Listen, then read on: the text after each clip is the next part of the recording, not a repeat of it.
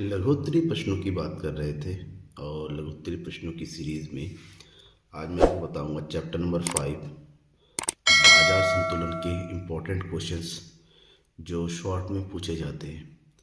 बाजार संतुलन सबसे पहले होता क्या है? बाजार संतुलन वास्तव में एक ऐसी स्थिति होती है जहां पर पूर्ण प्रतियोगिता के अंतर्गत किसी वस्तु की मांग और किसी वस्तु की पूर्ति आपस में बराबर हो जाती है। ठीक है, तो इस टॉपिक से रिलेटेड कौन कौन से क्वेश्चन ऐसे हैं जो बोर्ड एग्जाम में सबसे ज़्यादा पूछे जाते हैं उसकी बात करेंगे। मैं हूं नकुल सर, आप दिख रहे थे इकोनॉमिक्स गुरु। तो तैयारी करनी है बोर्ड एग्ज़ाम की तो बने रहिए, लगातार आपको इम्पोर्टेंट वीडियोस मिल रहे हैं जो कि आपके एग्ज़ाम के लिए बहुत ज़्यादा इम्पोर्टेंट है। तो चलिए शुरू करते हैं। पहला क्वेश्चन है, संतुलन कीमत से आप क्या समझते हैं? पूर्ण प्रतियोगिता के अंतर्गत ये कैसे निर्धारित होती है? बहुत ही ज़्यादा इंपॉर्टेंट क्वेश्चन है क्योंकि ये क्वेश्चन लॉन्ग में ज़्यादा आता है, लेकिन कभी कभी शॉर्ट में भी पूछ लेते हैं। शॉर्ट में पूछते हैं तो इसका आंसर कुछ इस तरह से कर सकते हैं। सबसे पहले आपको संतुलन कीमत के अर्थ के बारे में बताना है।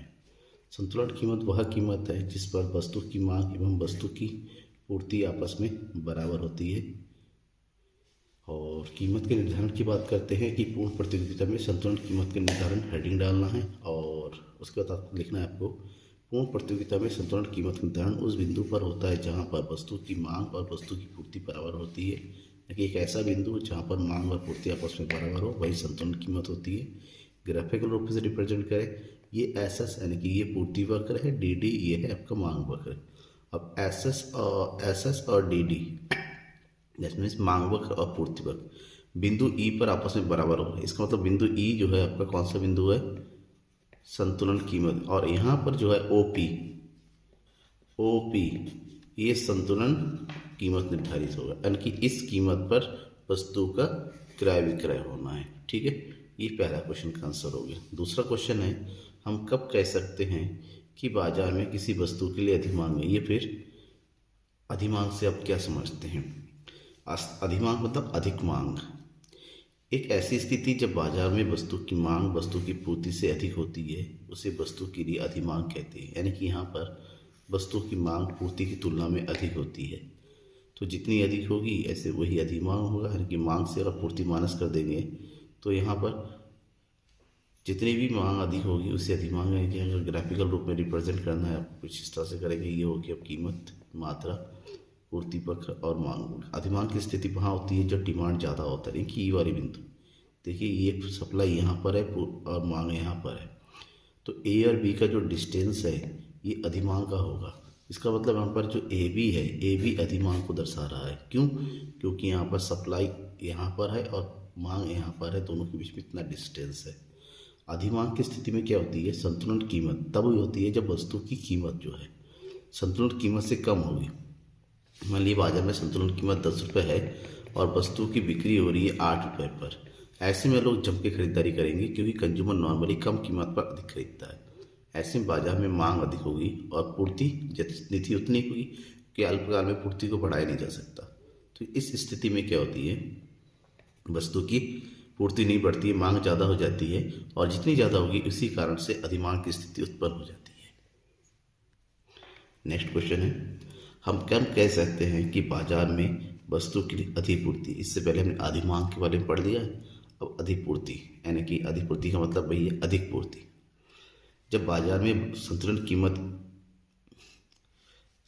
बाजार कीमत संतुलन कीमत से अधिक हो जाती है तो वस्तु की मांग क्या हो जाती है? घट जाती है और फर्में उत्पादन बढ़ा देती है।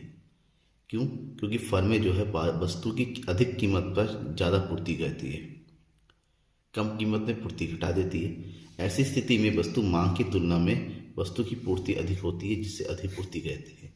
जब एक कीमत बढ़ जाती है तो होता क्या है? फर्में जो है पूर्ति बढ़ा जाती है, लेकिन उधर जो कंज्यूमर होते हैं अधिक पूर्ति पर जो है कम खरीदते हैं। ठीक है ना, वस्तु की मांग क्या हो जाती है? घट जाती है और फर्म में उत्पादन बढ़ा जाती है। एक तरफ मांग घटती है, दूसरी तरफ उत्पादन बढ़ती है।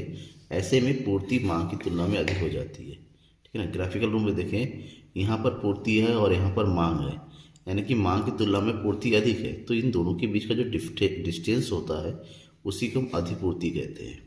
ठीक है, तो इसको जब भी आप क्वेश्चन का जवाब दे तो उससे रिलेटेड जो भी डायग्राम है डायग्राम को जरूर बनाइए, क्योंकि डायग्राम के मार्क्स सबको अच्छे मिल जाते हैं।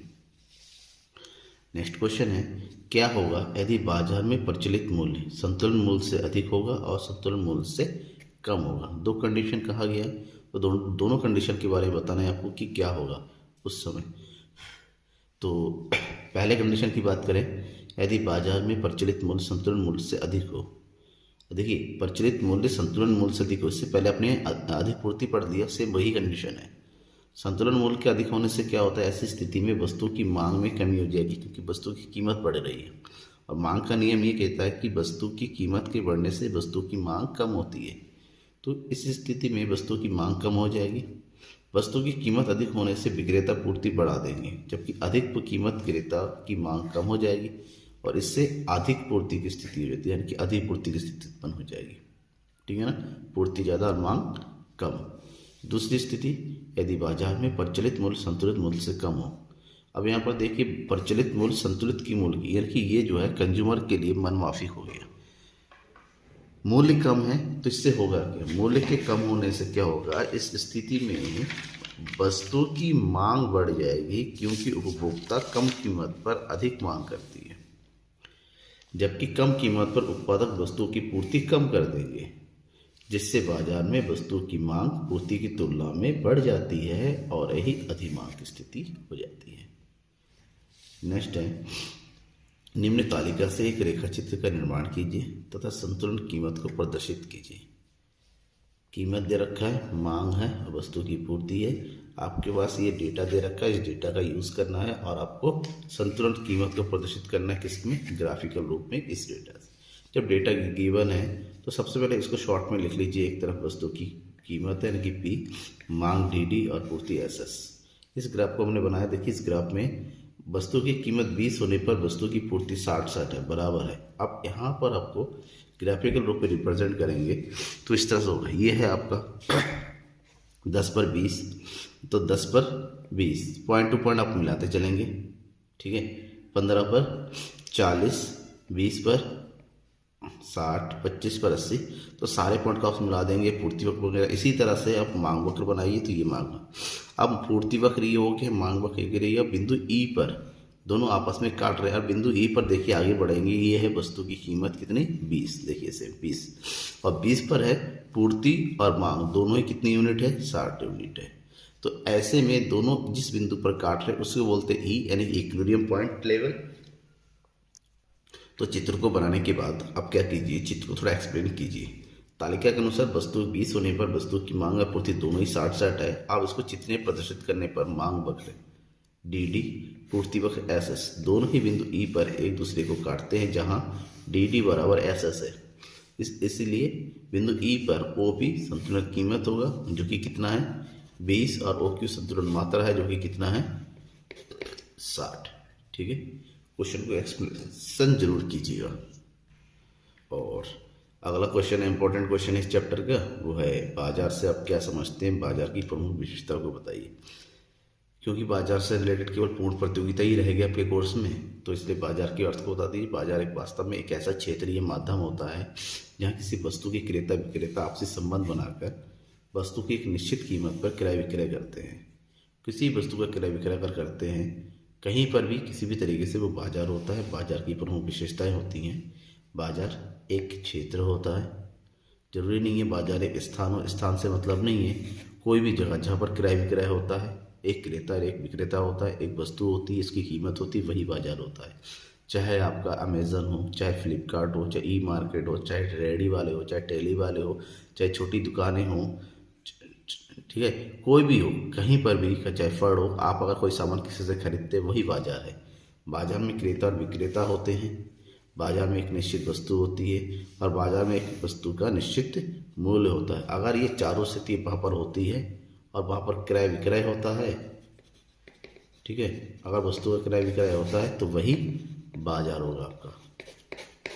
ठीक है ना, तो ये है इस चैप्टर की सबसे इम्पोर्टेंट क्वेश्चंस जो मैंने बताए हैं। इन क्वेश्चन को तैयारी कीजिए तो यकीनन इसी में से कोई ना क्वेश्चन शॉर्ट में आपके पूछ लिया जाएगा। थैंक यू एवरीवन, ज़्यादा से ज़्यादा शेयर कीजिए अपने दोस्तों के बीच में मेरे वीडियोस को, ताकि एग्ज़ाम की अच्छी तैयारी आप लोगों की हो सके।